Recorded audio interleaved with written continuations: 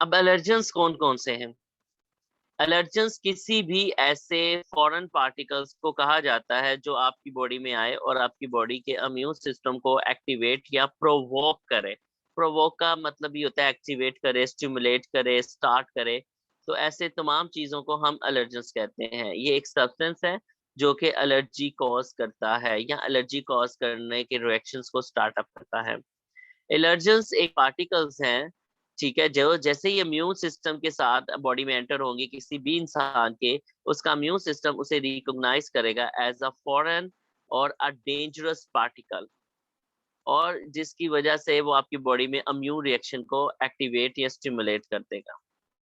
लेकिन एक चीज याद रखिएगा, जरूरी नहीं है वो एलर्जन दुनिया के तमाम इंसानों के अंदर उसी तरह एक्ट करे जिस तरह वो उस पेशेंट में एलर्जी कॉज कर रहा है। तो इस वेरिएशन है, पर्सन टू पर्सन वेरिएशंस, या आपको आपको डिसिमिलैरिटीज मिलेंगी। कॉमन एलर्जेंस कौन कौन से हैं जिनकी वजह से मेजोरिटी हमारे सोसाइटी में लोगों को एलर्जी हो रही है? The first one is a pollen. Pollen उन्हें कहते हैं जब आपकी गंदम या चावल की कटाई होती है, तो उनको जब वो काट के उनको बाद में वो साफ करते हैं, तो उनके छोटे छोटे जो फाइबर्स होते हैं, छोटे छोटे जो उनके पार्टिकल्स होते हैं जो हवा में उड़ते हैं, उन्हें पोलन्स बोला जाता है। तो वो बहुत डेंजरस है। जिन पेशेंट्स को अस्थमा होता है ना बच्चों, अगर वो इन पोलन्स के कनेक्शन में या इनके कनेक्ट में आते हैं तो इतना स्वेयर अस्थमा अटैक होता है कि डेथ भी हो सकती है। Second one is a dust. Dust का मतलब है एलर्जी, ये सब चीजें। And the third one is a chemicals.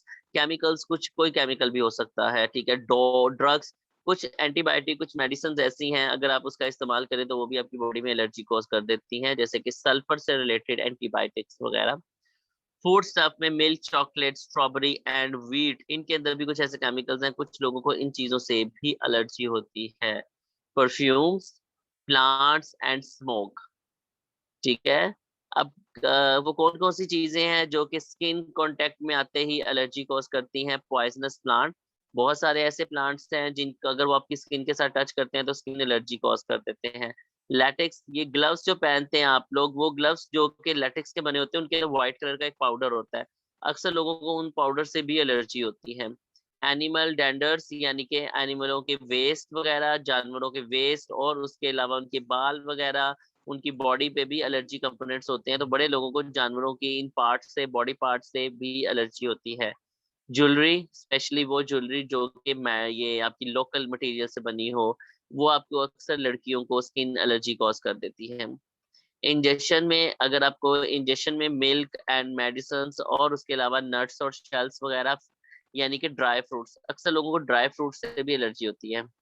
Injection की बात की जाए तो मेडिकेशंस वगैरह या बी स्टिंग्स, यानी कि अगर आपको हनी बी ने आके काट लिया है या कुछ मेडिसिन इंजेक्शन आपने लगाया उसने फौरन, शायद 3-4 दिन पहले हमारे पास एक केस आया था हॉस्पिटल में। वहां पर एक बच्ची को किसी लोग डॉक्टर ने इंजेक्शन लगाया है, और इंजेक्शन लगाने के बाद उस बच्ची को एलर्जी हो गई।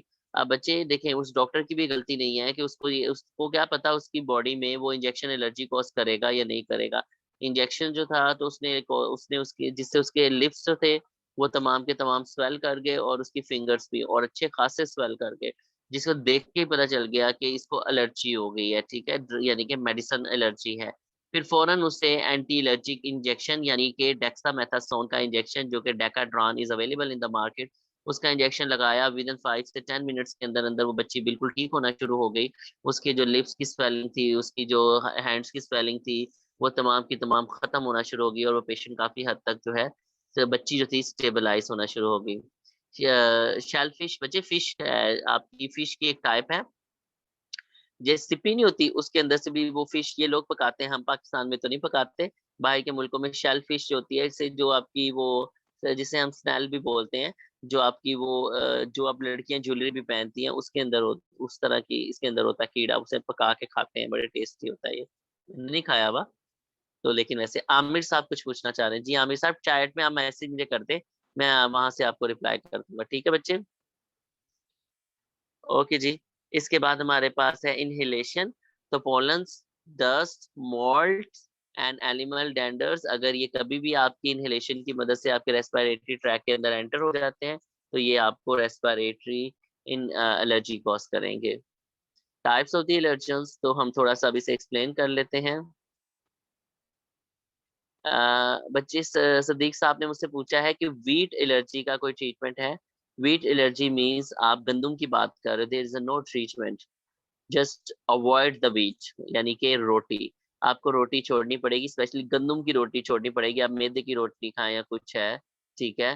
ग्लूटेन फ्री डाइट होती है बच्चे, gluten free diets is available in the market but is expensive, तो पेशेंट नहीं अफोर्ड कर सकते, तो बेहतर है कि आप किसी और टाइप की चीज का इंटेक करेंगे, ठीक है। इनहेलेंट एलर्जेंस, अगर आप कोई भी एलर्जेंस अपने रेस्पिरेटरी इनहेल के जरिए, आप अपनी सांस के जरिए अपनी बॉडी में लेकर जाएंगे, तो वो आपकी रेस्पिरेटरी ट्रैक में एंटर होकर वहां पे एलर्जी कॉज करेगा। और वो कौन कौन से एलर्जेंस हैं, like pollens, dust, smoke and perfumes. Pollen क्या होता है, बहुत कॉमनली बच्चों को पता है। Pollens are the cells of the flowering plant. Basically ये फ्लावरिंग प्लांट, वही बात आ गई जो मैंने अभी को बताया, चाहे वो चावल की कटाई है, गंदम की कटाई है, उनके छोटे छोटे फेदर्स होते हैं, ठीक है। ये फ्लावरिंग प्लांट्स के छोटे छोटे सेल्स होते हैं, जो जिसमें ट्री पार्ट भी हो सकता है, ग्रास भी हो सकता है, वीड्स भी हो सकते हैं। इनका साइज माइक्रोस्कोपिक होता है और ये कभी भी इंसानी आंख से नजर नहीं आते, as shown in the diagram you can see that. तो pollens are the most common cause of the seasonal allergy rhinitis. Seasonal means यानी कि हर 6 महीने बाद, जब सीजन सर्दी से गर्मी, गर्मी से सर्दी से सर्दियों से बहार या खजा, जब सीजन स्विच करता है, उस टाइम ये सबसे कॉमन इशू है कि जिनको एलर्जी का अटैक, जिनकी बॉडी एलर्जी होती है, उनके अंदर एलर्जी रिनाइटिस के अटैक स्टार्ट हो जाते हैं, और इसे आम जुबान में हम हे फीवर कहते हैं। अगर किसी को हर सीजनल एलर्जी होती है तो आप ये समझ आए उस पर कंडीशन है, it's called a hay fever. Dust mites क्या होती हैं, छोटे छोटे कीड़े होते हैं, इट्स माइक्रोस्कोपिक ऑर्गेनिजम्स, जो कि आपके घरों के अंदर, आपके स्कूल्स के अंदर वहां पे अवेलेबल होते हैं। ये आपकी बेंडिंग्स, आपके पिलोस के अंदर, आप लोगों के फर्नीचर के अंदर, आपके कारपेट्स में और आपके क्लॉथ्स के अंदर, वहां पर ये अवेलेबल होते हैं बहुत कॉमनली। अगर ये किसी इंसान के, अगर आप इसको अपनी बॉडी के साथ कनेक्ट कर लेते हैं, या आपकी बॉडी में एंटर हो जाता है, या फिर आपकी बॉडी को ये काटता है, किसी भी रीजन से आपकी बॉडी के साथ ये बस कांटेक्ट में आता है, तो कौन कौन से साइन एंड सिम्टम्स होंगे। स्नीजिंग स्टार्ट हो जाएगी, swelling of the nasal cavity, आपकी नाक के अंदर से स्वेल कर जाएगी, आई लैक्रिमेशन, आंखों से बहुत सारा पानी बहेगा। तो ये सब तमाम के तमाम इश्यूज आपको इसके मिट्स के काटने से मिलेंगे। Smoke, another is a very important but is a very dangerous allergen component. तो एलर्जी अटैक जो है बैड इन्वायरमेंट की वजह से भी हो सकता है, इन्हें इन्वायरमेंटल एलर्जी कहते हैं। वो एरियाज जहाँ पे बहुत सारी फैक्ट्रीज हैं, इंडस्ट्रियल एरियाज है, वहां पर आपको पता है स्मोक जो है वो रिलीज की जाती है इन द एयर, और यहाँ पर पेशेंट अगर इस स्मोक को अपनी बॉडी में लेके जाएगा तो उसे स्मोक एलर्जी हो जाएगी। तो इन पेशेंट्स के लिए हम कहते हैं कि आप इस इलाके को छोड़ के किसी और इलाके में शिफ्ट हो जाएं जहाँ पे ये इंडस्ट्रियल एरिया ना हो, ताकि ये स्मोक आपके कांटेक्ट में ना आए और आपको एलर्जी ना हो। इसके साथ साथ हमारे पास इंजस्टेड एलर्जी भी होती है। इंजस्टेड एलर्जी वो एलर्जी है, यानी कोई चीज, फूड स्टफ आपने लिया और वो फूड स्टफ आपकी बॉडी में जाते ही उसने आपकी बॉडी में एलर्जी प्रोड्यूस कर दी।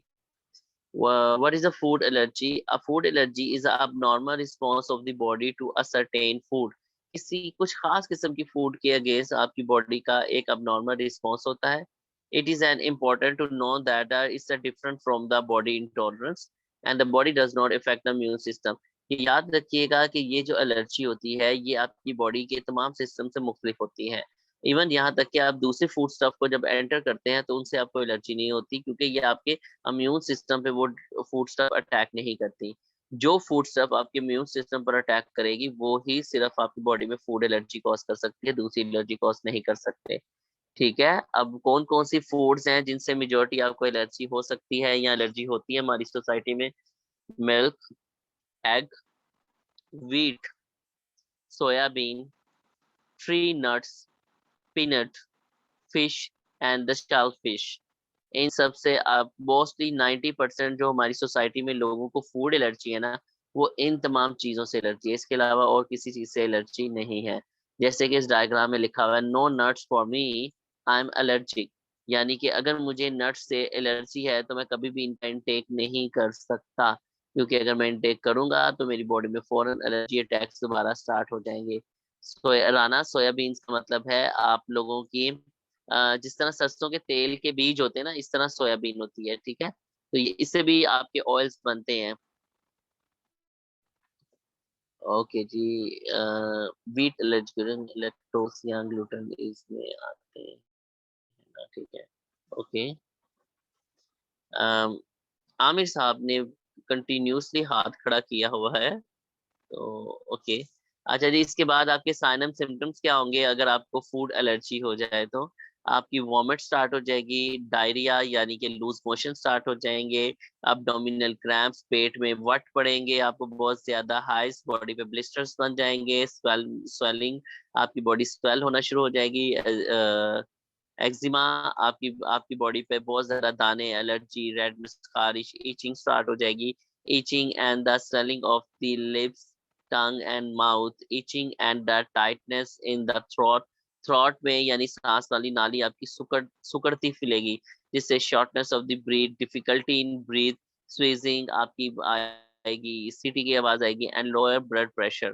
तो food allergy is a dangerous allergy, इससे आपके इंटरनल बॉडी पार्ट्स के ऊपर बहुत ज्यादा इफेक्ट आएंगे, बीपी बहुत ज्यादा लो हो सकता है, ब्रीदिंग आपकी कम हो सकती है, जिसकी वजह से आपकी डेथ भी हो सकती है अगर एट द टाइम इसे ट्रीट ना किया गया जाए तो। इंजेक्टिबल एलर्जेंस यानी कि अगर आप कोई मेडिसिन इंजेक्ट करते हैं, जैसे मैंने आपको बताया बहुत कॉमनली लोगों को एलर्जी होती है सल्फर ड्रग से, और एंटीबायोटिक की एक क्लास है,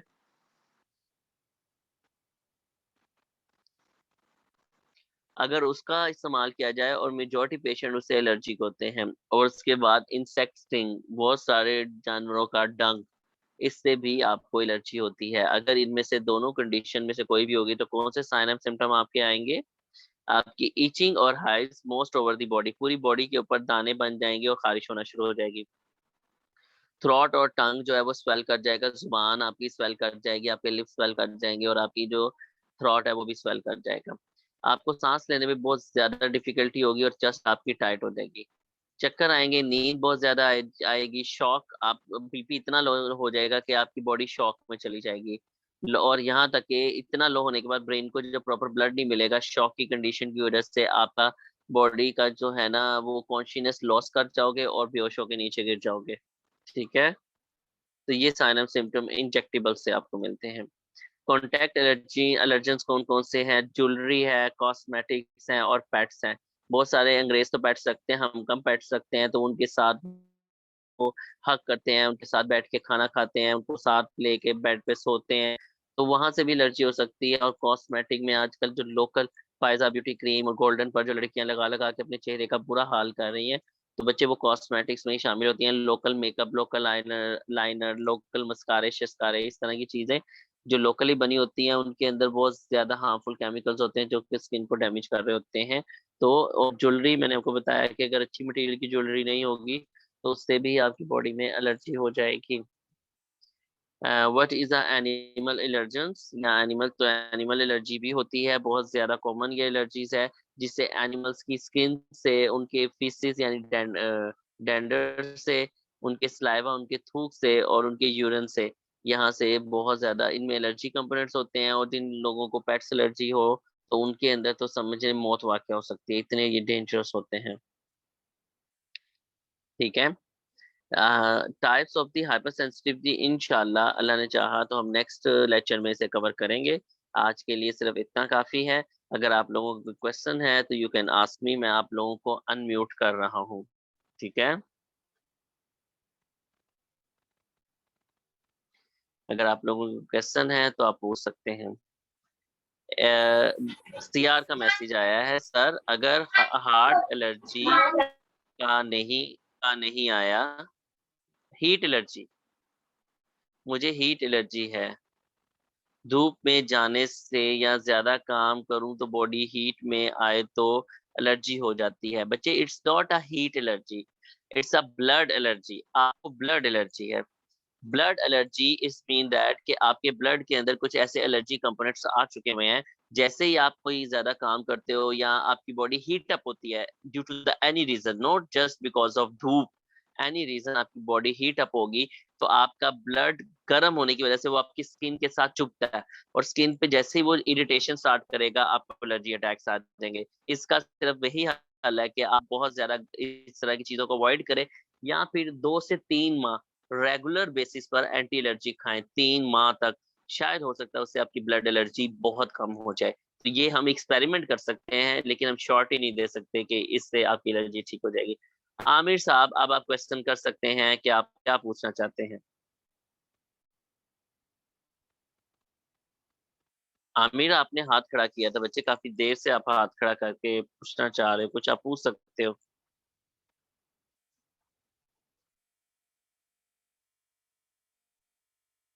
ओके, आमिर ने कुछ नहीं पूछना।